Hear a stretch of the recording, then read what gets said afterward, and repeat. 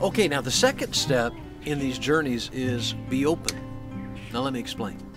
You see, when describing the process of following God's path, Jesus used the analogy of a tree and its branches. He said that He would be the tree or the vine and we were the branches. So let's think about that for a minute. If we're talking about an apple tree, where do you find the fruit? That's right, you find it out on the branches. And that's what Jesus said about our lives, that we were to produce fruit. In other words, the things God wants to do in our lives are the fruit that He's talking about. But how is fruit produced? Does the branch achieve that goal on its own? Of course not. The life that makes the fruit possible comes from the tree, doesn't it? It flows through the branch and causes the fruit to emerge.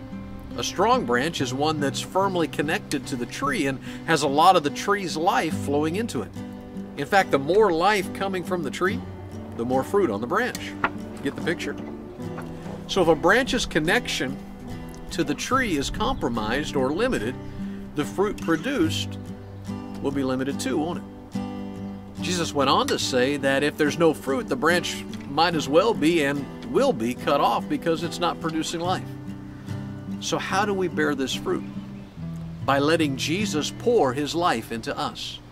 Like the branch, the more of His life flowing in us, the more fruit our lives will produce. In another place, Jesus described the same reality with these words. He said, "Freely you have received, so freely give." In other words, God will pour into us what He wants to grow out of us. We're the branch, so the better our connection to the tree, well, I hope you get the picture. Last time we talked about being honest, about acknowledging our need for what God has. That's clearly our first step. But our second step is equally crucial. We must be open to receive what God wants to give us.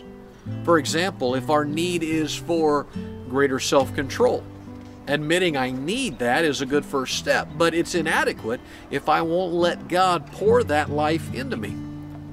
I can see my need, but I also must be open to receive the help with that need that God wants to give me.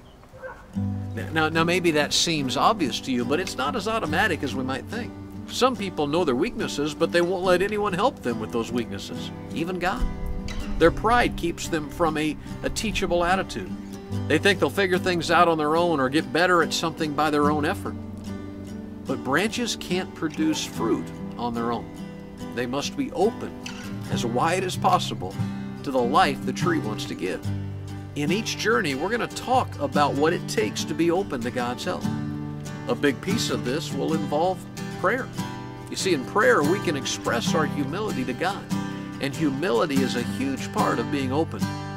For now, just understand that by being open, we are talking about an openness that faces toward God, our life-giving tree.